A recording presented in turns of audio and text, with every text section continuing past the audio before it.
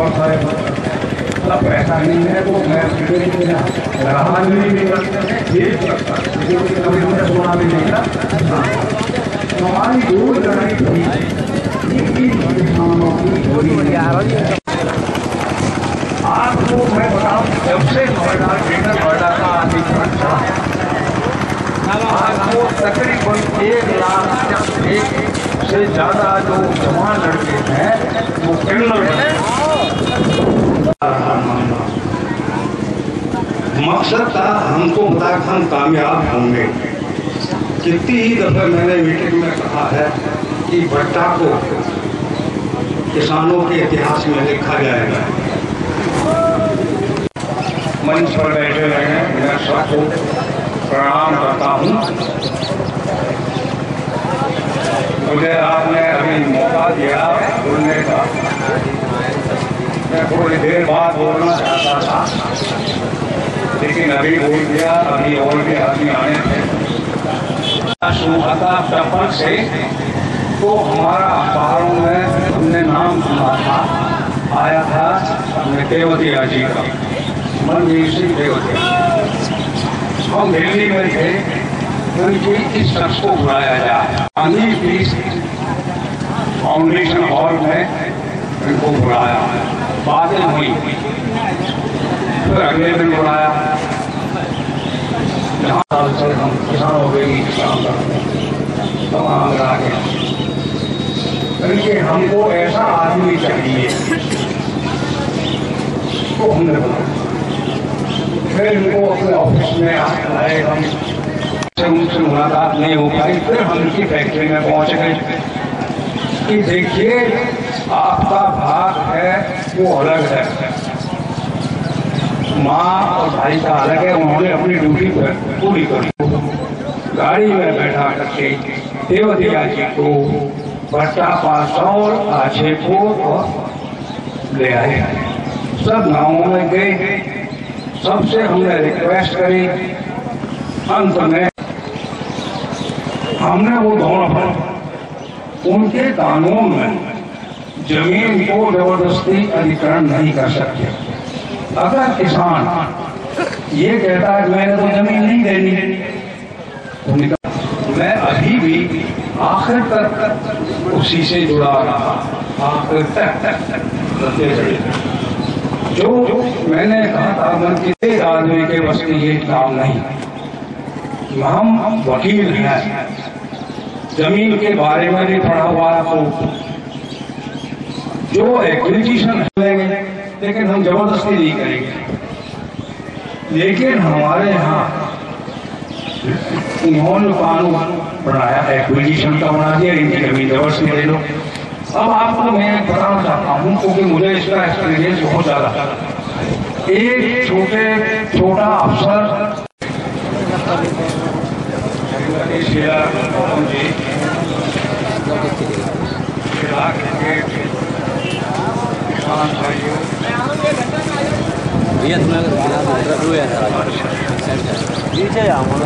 इलाके के किसान भाइयों, बच्चों,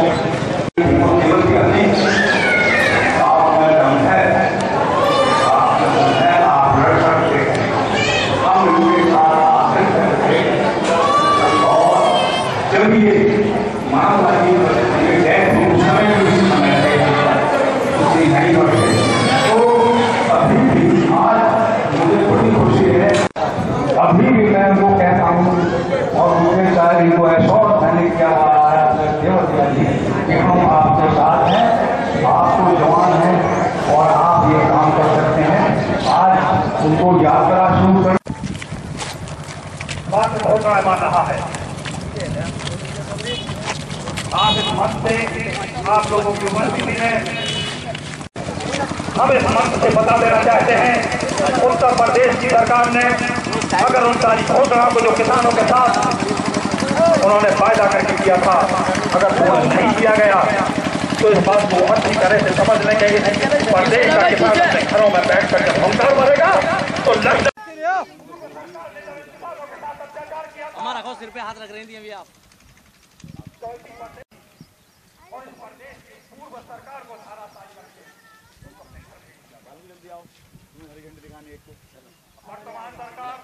रहे हैं उनका समर्थन निश्चित तौर पर उस महान योद्धा के साथ है। एक ऐतिहासिक बात मैं आप लोगों को याद दिलाता हूँ और खास तौर से मैं मनवीर टेमकिया से कहता हूँ इस देश के अंदर मैं पूरी तरह से विश्वास दिलाता हूँ इस देश के इतिहास की पुनरावृत्ति हमेशा से होती रही है। इस देश के अंदर जब भी धर्म के लिए कोई भी युद्ध लड़ेगा वो मनवीर टेमकिया हो, महात्मा टिकैत हो, महात्मा गांधी ने जिस युद्ध की शुरुआत करी थी वो अकेले चले थे, लेकिन जिस दिन इस युद्ध में वो निकल पड़े थे करोड़ों पद उनके साथ थे, करोड़ों पद उनके साथ थे कि एक भी योद्धा इस मंच से, इस पावन भूमि से इस युद्ध की शुरुआत करेगा तो ये महाभारत का युद्ध होगा और विजय निश्चित तौर पर धर्म की होगी, ये मेरा पूरा विश्वास है।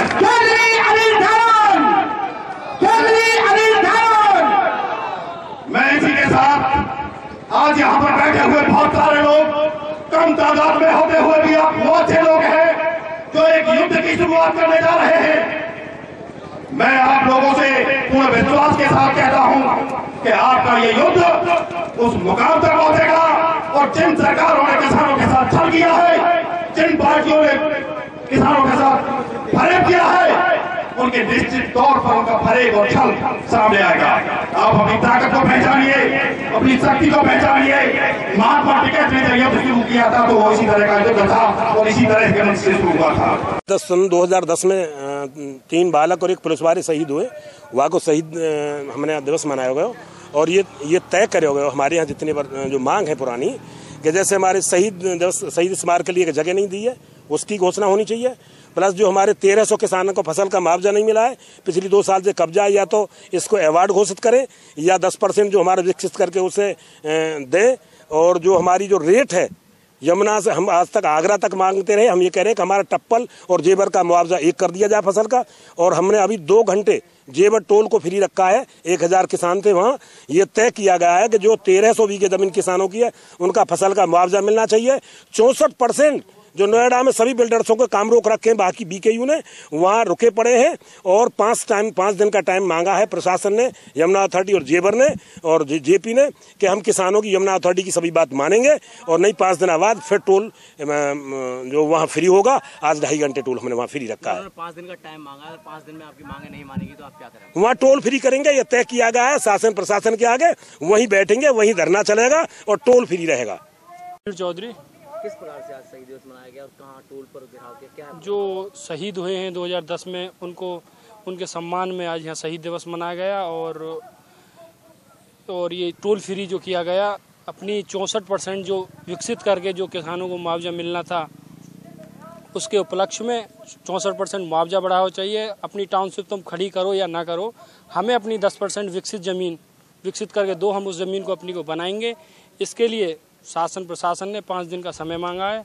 अन्यथा ये लड़ाई बुजुर्गों की नहीं, ये तो आने वाले फ्यूचर हम लोगों की है जिसमें हम बढ़ चढ़कर भाग ले रहे हैं। और आगे इन्होंने तो केवल बुजुर्गों का केवल मार्गदर्शन की ज़रूरत है और इसमें युवा बढ़ चढ़कर भाग ले रहे हैं। और नहीं मानी गई तो आगे क्या? मांग नहीं मानी गई तो टोल फ्री रहेगा और धरना जारी रहेगा और रोड को 5 या 10 दिन तक टोल फ्री रहेगा। फिर उसके बाद हम रोड जाम कर देंगे। नोएडा तक भी जाम का प्लानिंग है, नोएडा को भी बंद करने का पूरा विचार है। जमीन को और जोत देंगे, जमीन जो यहाँ टाउनशिप के लिए जो करार हुई आई जमीन है वो किसानों ने जोत दी है और जो रह गई है उसे फिर निर्णय जैसे होगा, जुताई चल रही है फिर और उसे फिर जोत दिया जाएगा। फसल खड़ी है, आप ये पीछे आपके पीछे ही है।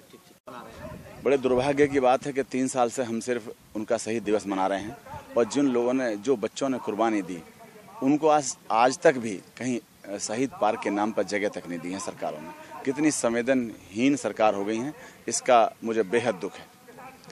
इन्हीं समस्याओं को हल करने के लिए, किसान को अमूल चूल परिवर्तन करने के लिए मैंने पदयात्रा का प्रोग्राम रखा है। माननीय श्री शरद यादव जी के नेतृत्व में उनसे बात करने के बाद उन्होंने कहा कि बेटा तू आगे चल, लड़ किसान के लिए। मैं नहीं लड़ सकता हूँ, आज मेरी परिस्थिति दूसरी है, मैं संसद में लड़ूंगा, तू यहाँ लड़, मैं तेरे साथ हूँ। वो आज शायद नहीं आ पाएंगे, लेकिन एक पदयात्रा अनवरत आज शुरू कर देंगे। किसी और छोटे बच्चे से उद्घाटन कराकर, हरी झंडे दिखवाकर, जो राजनीति से दूर हो, भेदभाव ऊंच नीच से दूर हो, जिसके मन में न प्यार हो न नफरत हो किसी के लिए, ऐसे बच्चे से शुरू करेंगे, क्योंकि बच्चे भगवान का रूप होते हैं। पदयात्रा का उद्देश्य क्या होगा और कहाँ तक आप पदयात्रा करेंगे? पदयात्रा का उद्देश्य किसानों को जागृत करना, किसानों को राजनीतिक ताकत पैदा करना। जो राजनीतिक भूल ये कर लेते हैं, अभी भाषण आप सुन रहे होंगे, कहते हैं कि वोट मांगने वाले भिखारी होते हैं, वोट मत दो। एक राजा से अगर कहो कि राजपाट दान कर दे तो मतलब होता है, एक भिखारी से कहो कि राजपाट दान कर दे तो क्या कर देगा? हम वोट देने के बाद हम भिखारी होते हैं, वो राजा होते हैं। ये गलत सोच को बदलना है और किसान को राजनीतिक ताकत बताना है।